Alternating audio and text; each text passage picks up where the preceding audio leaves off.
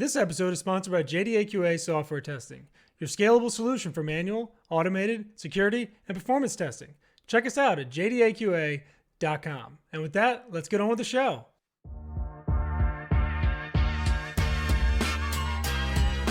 This is The First Customer, hosted by Jay Agnew.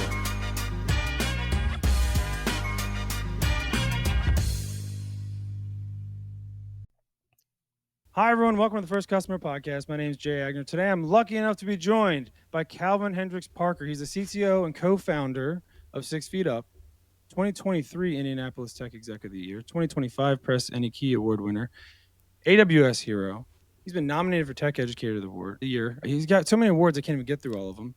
Calvin, hello. How are you? The coolest guy I've ever met. What's up? Oh, thanks, Jay. No, I'm excited to be here. You're maybe the coolest guy I ever met. No, too. I don't think so. It's crazy. I don't think so. No. I don't think I am. But I did get hungry when I saw you because we're used to eating every time that we see each other. For everybody who wasn't in the Denver conference, me and Calvin the first day ate breakfast, lunch, and dinner together, and it was fantastic. So it was fantastic. It was great. Calvin, I'm going to give you the opportunity because, I was going to just do it, but I'm going to let you say, where did the name come from? Give me the background. I want to hear it from you, hear it from the horse's mouth. Sure. So we started the company back in 1999, but we didn't have the name we had now. About 2000, figured we should get a real name and a real domain name for the company. And we started searching through all the domain names, and year 2000, it felt like all of them were taken. Like, I can't imagine what it's like trying to find a domain name today.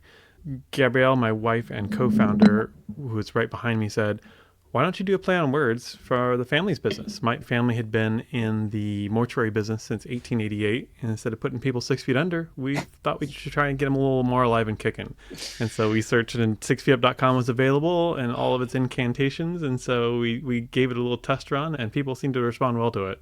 I love it so much. Let me ask you a question. What would you say is the biggest similarity between your family business and your business today? Probably relationships. Being in the mortuary business, it's funny, I've never had to talk much about it, but it's a small town, and you can't upset too many apple carts and expect people to come to you and take care of your needs in that kind of a time. So my grandfather, who I knew growing up, who was running the mortuary, he was such a relationship-based person, like everything going on in the community. He was like the master of ceremonies for all the various festivals. He was always volunteering his time. So I think there was a bit of servant leadership to the mortuary that I think definitely hopefully I've carried over, making him proud on the software development agency side. I'm sure you have. I hope so. And one thing I've noticed, about you is the strength of, how much community means to you. Right? Like how you connect with different groups and communities, and obviously you have your own and you're part of some. And where did that love for community come from? And how do you see your place in communities? Is it to lead them, to run them, to support them, contribute to them? Is it different for each one? Just tell me how, your background in communities and what you think your role is in them. That definitely goes back to my grandfather. He was definitely involved in the community where I grew up. And so I kind of felt like it was, I don't know, if I could follow in his footsteps, that would really make me happy, and hopefully makes him happy. So part of community for me has been bringing people together. I think that's one of my superpowers. I enjoy the power that comes from multiple people collaborating and talking and sharing and just making everyone a better person. So I run the local Indianapolis Python user group here. I've done that since 2007. And when we moved back to Indianapolis in 2003, and I was looking for that Python community, that developer community, these folks must be here someplace. And I couldn't find that community, so I made that community happen. And we're still running it today. It's a really successful, large, community of Python enthusiasts. I also did the same thing for the cloud community here in Indianapolis, putting together Indy AWS. That's what earned me the AWS heroship honor from those folks. But I definitely have galvanized as a working genius. If you've ever read the Patrick Lencioni Working Genius book, that's probably one of my top ones. The other one's Discernment, but galvanize, it's just people need to be together, and we all need to grow together. It's a multiplier for sure. It's not a 1 + 1 = 2. I think when you bring people together, you get way more than that. I totally agree. With the plethora of options today, if somebody saw a need for something like this in their local community, how do they get started? How would you suggest, in 2025, if there's some obscure language or some, thing, and people want to start like a little group around it and just, try to build it up from there, how would you suggest they get started today? I would go find some of the bigger language communities in your area and go ask them how they started it. Most likely it's going to be using tools like meetup.com. That's how we started with things, but there's other great options other than Meetup now out there, like Luma, for example. So it's finding like-minded people who have similar interest in bringing people together, but maybe in a different language or a different domain. They're going to give you a ton of great tips. Like maybe anybody who comes to me and asks for those kinds of things, I'm happy to share all the ways we, all the sharp edges we hit and all the things we did to try and get the community off the ground. Because it's important to get your people, your tribe together. That's actually one of the things I love about groups like 7 CTOs, for example. It's a group of peers who, have similar struggles, even if they're in different situations and different kinds of sizes of organizations. Yeah, and I mean, the question I have next is, how do you do it? It's in a genuine way where, like, I'm sure you've gotten business leads from these events, right? And 7 CTO stuff and your Indie Pie stuff. And a lot of events or things you go up to, you feel that like background tension of like it being a group to serve as a lead funnel or for some other thing, or it's not just a community group to get people together. How do you balance like making it a tool for business and also keeping it genuine, or you just keep them separate entirely and business just happens once you've created relationships in those community? How do you do it in a genuine way, but while also getting leads out of it? Yeah, that's a good question. Kind of relevant recently, given all the travel I've been doing. I've approached these as for myself to grow as a leader. For example, like 7 CTOs, or I'm in strategic coach. I'm also involved, obviously, in building like the Indie Pie local community. For me, if I can be a servant or an advocate or somehow represent these people, and also then learn myself from all the people who are coming in the door, that's what it's about first. I would never like push an agenda at any of these places, and I think that's why a lot of people welcome me in the door, is because I genuinely come to try and help when I can. If there's some way I can step up, I try to. If there's some way I can just make people's lives a little more enjoyable or pleasant, or in some way serve them to help them find an opportunity that they just aren't seeing. A lot of people haven't done enough like personal introspection to know maybe where the hole or the gap might be. And that's something I've actually focused on. I guess it's kind of a combo. It's like building communities and then also learning about myself and then helping others learn about themselves too. Doing that through various assessments. Like I mentioned one already, the Working Genius. That's something we use at 6 Feet Up to make sure we've got the right people in the right seats, and then we've combined the right kind of sets of superpowers to get, again, kind of exponential optimizations out of the team. Put people where they enjoy being, put people where it's easy for them to express their unique abilities, and you get magic that happens. And so that's something I really try to do when I'm in these organizations, is try and make the magic happen. If there's somebody who wants to talk to me about Python, or has a deal, or wants to talk about, they don't have to have a deal. I'm happy to sit and just jam about Python projects or how we deploy or how we do data.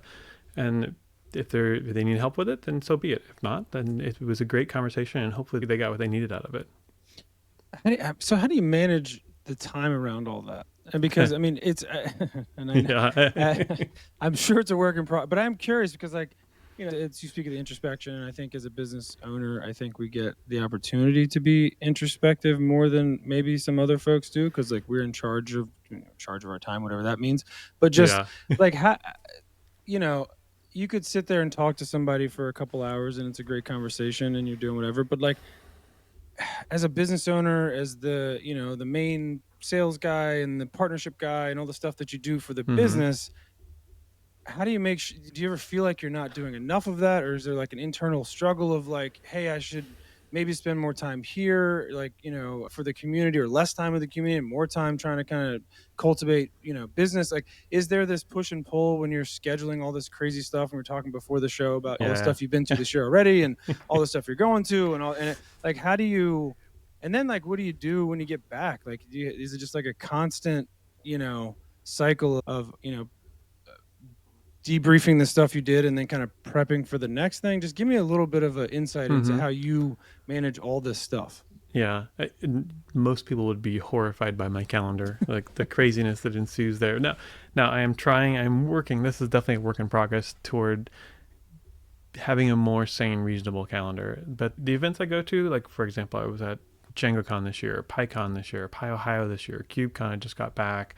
I hit the X Prize event. I mean, I don't have, and again, there's no agenda running into those events. Usually I'm trying to speak, so if I can provide some level of knowledge and sharing to those various groups, that makes me happy, that helps me contribute into those communities in a meaningful way. And if I'm, again, making connections with those folks, I have to prioritize. That's definitely something I've been learning over the years, is that I got to pick and choose a little bit now where I spend my time. But if someone came to me and said, I really need to talk to you, it would help me beneficially in my career or in an open source project or in some fashion, we'll make some time and we'll sit down and chat. But and I think, again, I don't have an agenda running into these meetings of like sales. I think we're a bit different as, so I'm CTO and co-founder of 6 Feet Up. We don't cold call people. We rarely get kind of inbound leads. They're typically people I've met through the community, and it could be a decade before you realize or recognize that there's a need. But if you recognize and realize there's a need and we're the company to help you out, that's when like the magic happens. It's not because I've been emailing you once a month saying, hey, can I sell you some IP space? Or, I get a call every month from a certain vendor, and I've asked them to take me off lists. And I'm like, I don't understand. I don't have a colo anymore. What you're selling doesn't even like it. There's definitely organizations who have a different mentality about this. For us, it's about the relationships. It's about who we know, how we can help solve those hard problems. Our team is a very senior team of people who love solving these hard problems. And so that's how I approach these events, is I go in helping other people solve hard problems, brainstorming with them about the problems, talking about how we approach certain things. And if they need help after that, that's up to them usually to talk to me. I mean, I may ping them and be like, hey, well, how did that problem go? But I'm not doing a hard sell.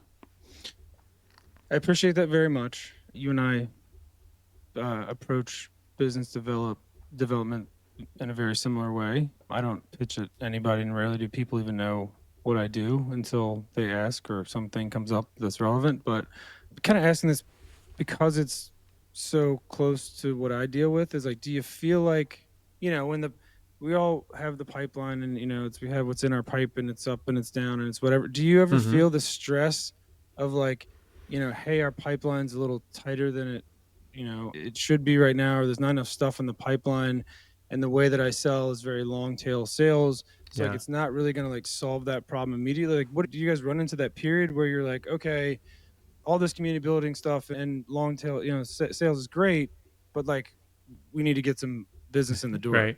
I would say not in the last 2 years. Like, there was a shift for me in my role and what I did in about 2.5 years ago.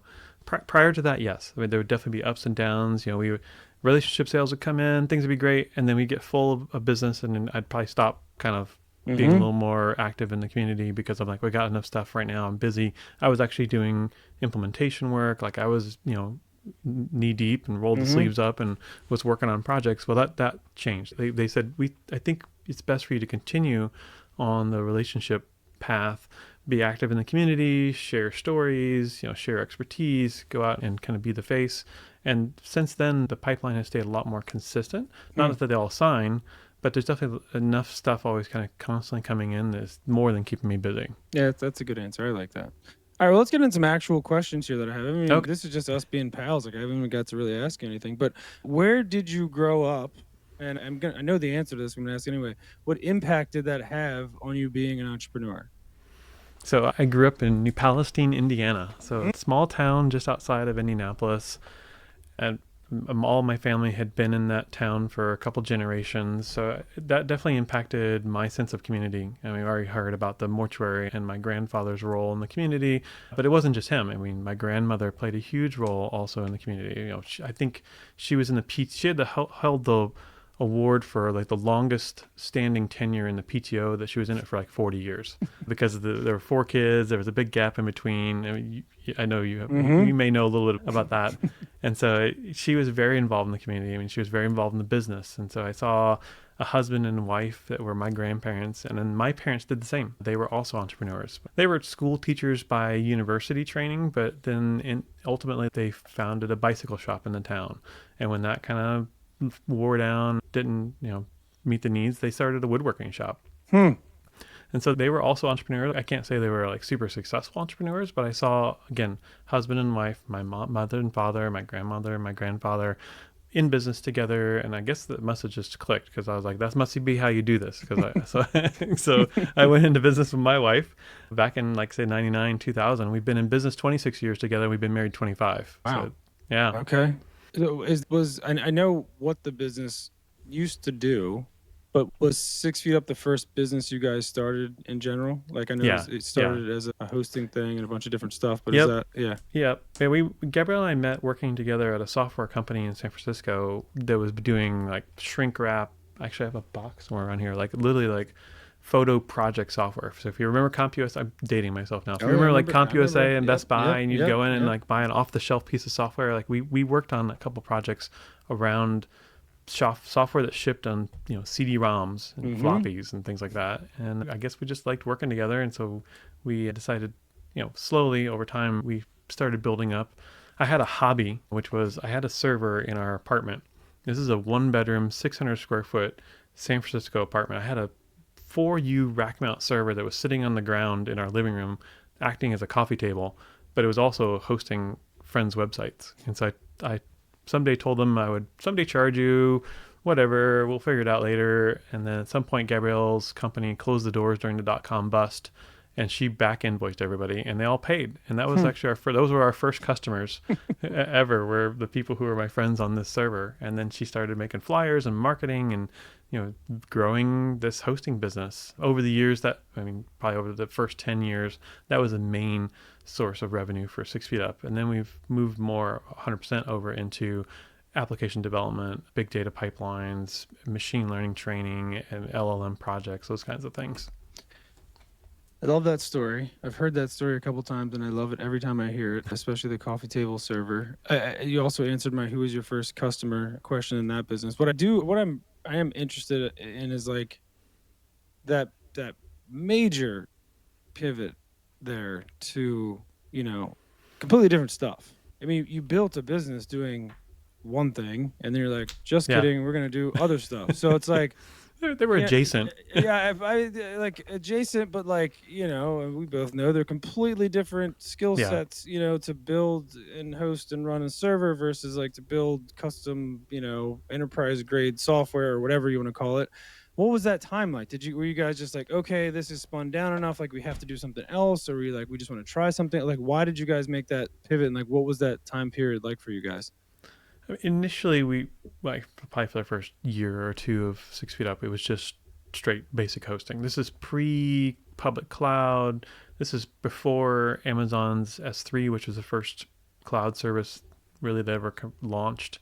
So there was a need. There was people who were co-locating servers or people who were looking for just basic web hosting, and that made sense. And then we had someone approach us for building our first website that we did.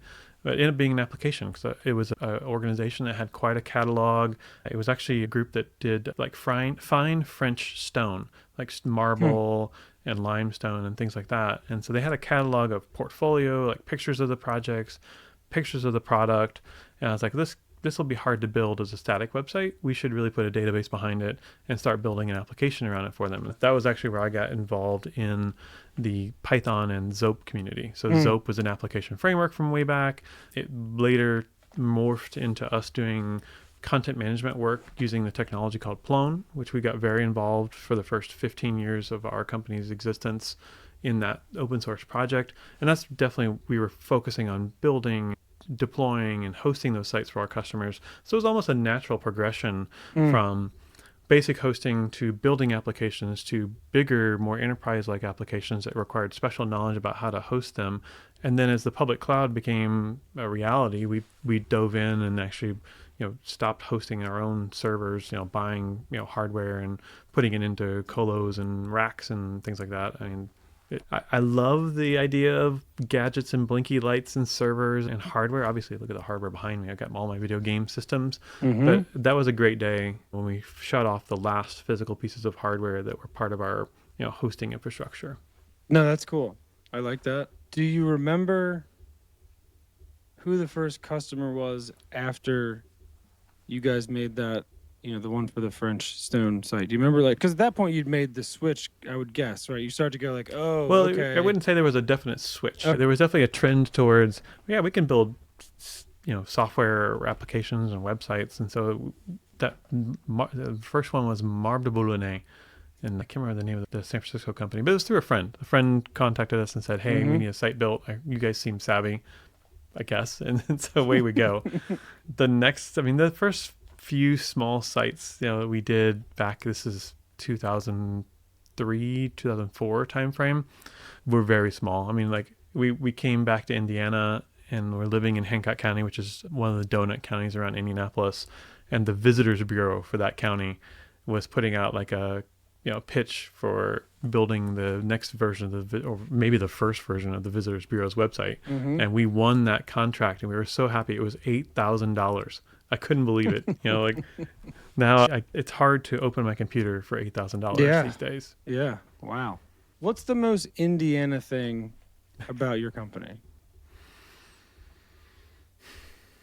Well, there's definitely Midwest nice. You've probably heard that. I don't know if it really applies though, because a lot of the folks who are in the company aren't from Indiana. My co-founder's French, so she was not from or born and raised in Indiana, even though the area of France she was from is very Midwestern. You're just as likely to get stuck behind a tractor on the back roads of Dijon as you would here in Indiana. So I don't know if there's a super Midwestern thing. Other than I think people, that Hoosier hospitality, I guess there's that Midwest nice, Hoosier hospitality, all that I think plays into my community building, like the things I grew up with. And, being a leader of an organization, you lead from the top, you lead by example. It's just like raising kids. They are listening and watching, even if you don't think they are. So I'm always being me, genuinely who I am, because it'd be hard to put on an act at the right moments otherwise. I love that. Do you consider yourself an introvert or an extrovert? I'm definitely an extrovert. An extrovert. Now, see, Yeah. I feel like the definition, as I've gotten older, has just gotten so blurry and mixed because I come home and I'm exhausted from every conference. They say that's the definition, right? That's how you can tell. Like if you come home and you're energized and and I am to some degree, but I don't want to see anybody. I want to come home and just not talk to anybody. I'm ready. Do you feel, is that how you are in these kids? You come home from the conference and you're just jazzed on all the stuff you just did and all the people you just met and you're super excited? I am. Okay. I am. I get excited. I may come home and be tired because I've spent too many late nights out hanging with these great people who are at the conference, but that's just a physical tiredness. Like the excitement I have of every day at a conference like that or with our community. I try and call back home at least once a day, sometimes twice, and just, with enthusiasm. You're not going to guess who I talked to today. Check this out. They're doing some really cool stuff. And I'd love to get involved somehow and engage. And that's just kind of part of who I am. And I think definitely extrovert. Because I've heard that too. If your battery gets discharged by being around people, that's more a sign of an introversion. And I would say I get jazzed, so much so that, for example, when I would run the IndiePie, we still run the IndiePie meetings and doing it in person, I would come home from an IndiePie meeting, maybe 10 o'clock, 11 o'clock p.m. I'd have such a hard time going to sleep right away because I was just the energy is exciting. There's excitement. I will second that for you because I saw you give a very technical and detailed slideshow karaoke pre-presentation on AI after a full day at the conference, and you were just as excited and just as whatever at 9 or 10 o'clock at night giving a speech on some pretty technical stuff, so I could see how that works for you. That was probably the few times I've ever given two presentations in one day. Because I was the last presentation of the official day, and then did the after presentation, which was fun. I really enjoyed that. It was impressive. It was very cool. At least you didn't have to combat the Kenny G sound check from the second day. I told so many people about that. It was just it was so funny watching, Katie and all those other people trying to talk while they have like the sexiest background, music playing. Like it felt like It was definitely the oh, sexiest. God, it was great. Like nobody, you can't make a bunch of nerds, sound sexy, but Kenny G can. So that was cool. If you had to start everything over tomorrow, square one, you get to keep all your knowledge, you start the same business tomorrow. Ooh. What is step one for Calvin tomorrow? I think it'd be founding the communities again, doing things like Indie Pie. I mean, you mentioned earlier like the sales aspect of it, but Indie Pie, for example, like the communities I run here in Indianapolis never first have been about sales. Mm-hmm. Actually, if anything, we benefited most from running those communities by getting talent. Like the folks who would show up are the kind of people you want in your organization. They're excited about technology. They love, coming in and talking about it nonstop. Like this is their hobby so much so that they come after hours to those kinds of things. Those are the people you're looking for to join your team and build a great organization. So that was like, kind of second priority after like building a community was talent. So I would look for great people to build what we're building here. And I think that now that I know more about, I was never a salesperson. Like that was not like my goal in life. And as a kid, I didn't grow up thinking this is going to be great. I'm going to be go out and sell technology.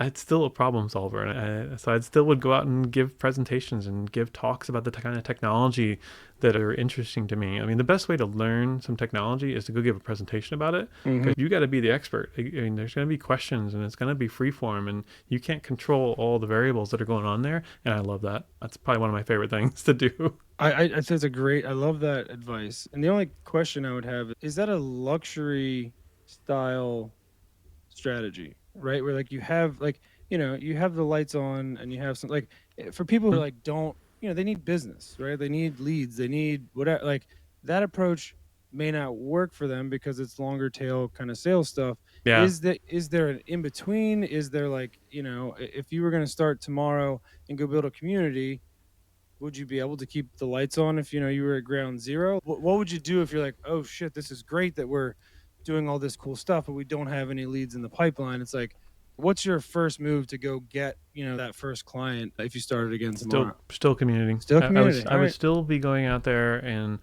if it wasn't a community that I was founding and running, I would be joining many of these other communities to get to know who the people are. Yep. Because you got to get some foundational relationships. Yep. They're going to become friends. You're going to become an advocate. They're going to be an advocate for you. They're going to be talking about what you do. If you're the real deal and you know what you're talking about, this is much more natural and easy. If you are, I don't know, fake it till you make it, it's just not my style. Like that's not how this rolls. And it's hard to explain that, I think, to some folks, because I think people think that there's a shortcut. And I don't know if there is. I think that if you're passionate about things, you probably need to also figure out who you are and what makes you tick, and what your unique ability is. What are you bringing to the table that really almost nobody else has? And people are going to recognize it. People are going to want to work with you. People are going to get excited. People will, again, smile when you walk in the door. They're excited to see you because they know things are going to be okay. It's a great answer. I have two more questions. Are you ever in a bad mood? Very rarely. I legitimately mean that. Like, if I walked in the room and you didn't have that face on right now, the one you have that you always have on, which is it's a genuine smile, I think I would be terrified. What makes you have a bad day? Like, what? I mean, do you ever wake up and you woke up on the wrong side of the pillow, or you just always, the nicest guy on earth? Generally, yes. I try to be a happy human being, because what's the point of being otherwise? But I could get a little down around injustice. If folks are being mistreated and I feel a little bit of a need to stand up for them, that's when things get a little serious. And maybe I might have to wipe the smile off the face to do it. But luckily, now there's a lot of people out there who are not having the easiest time. I mean, it's just the realities of the worlds we live in.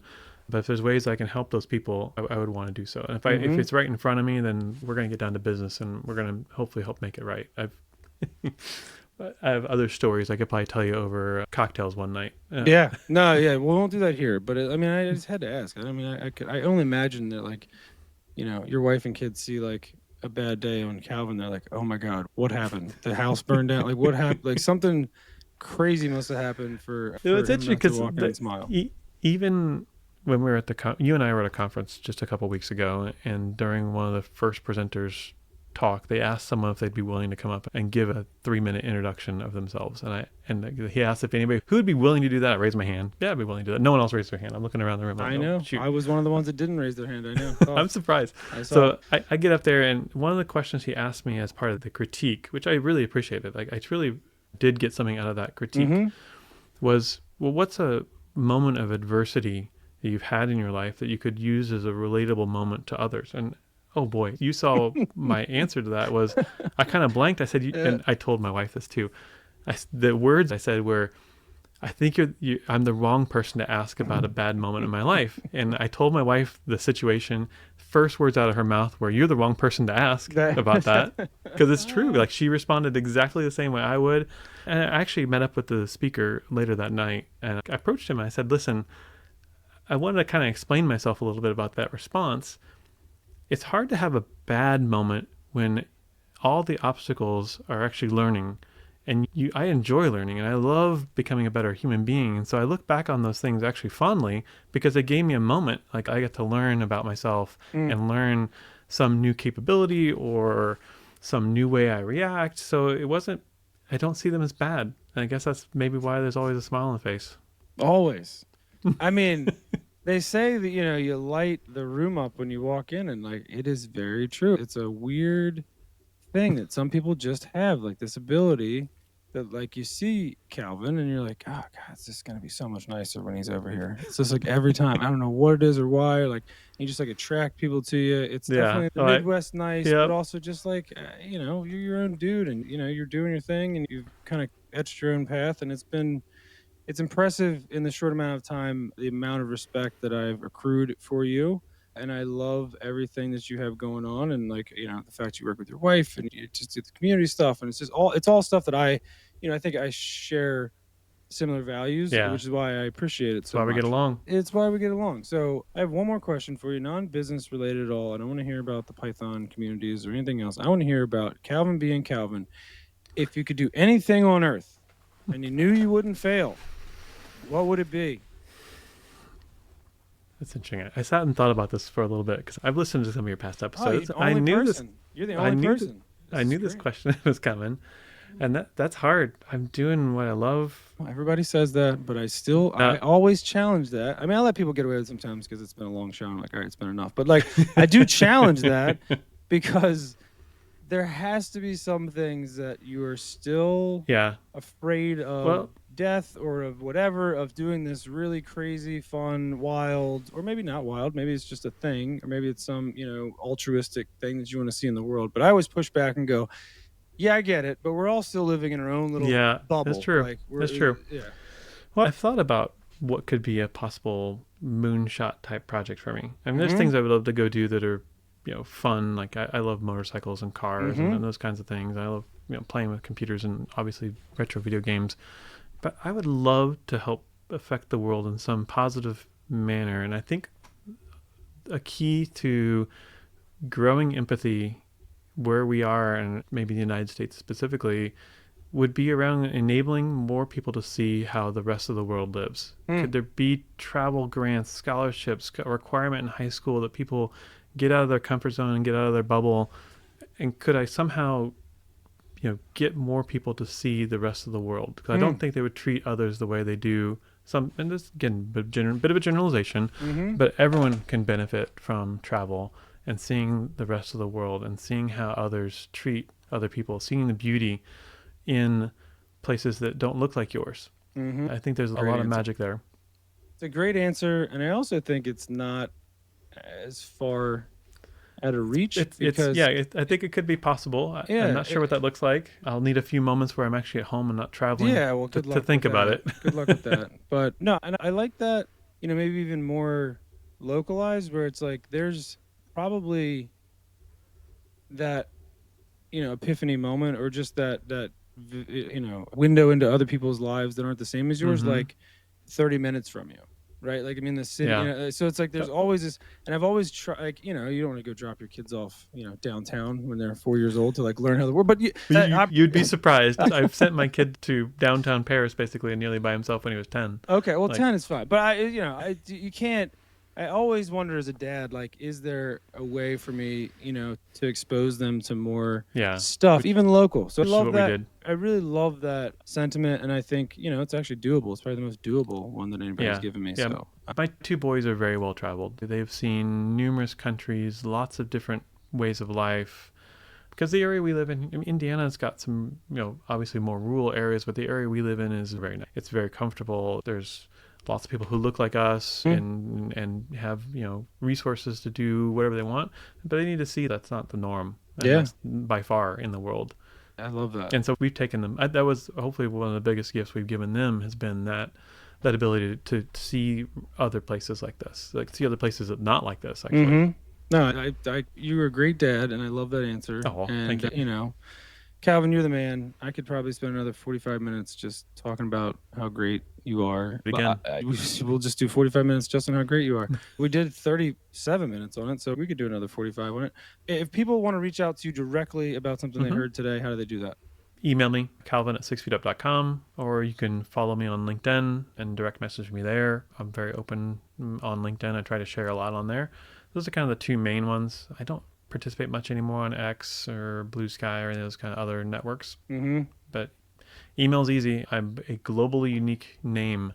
If you can't find me, then that's on you. Yeah, no, I agree. All right, well, Calvin, you're fantastic. Everybody go check out 6 Feet Up. And Calvin, I'll see you at the next conference, which I don't know, you'll probably be at next week. So I'll see you again soon, buddy. All right, thanks, Calvin.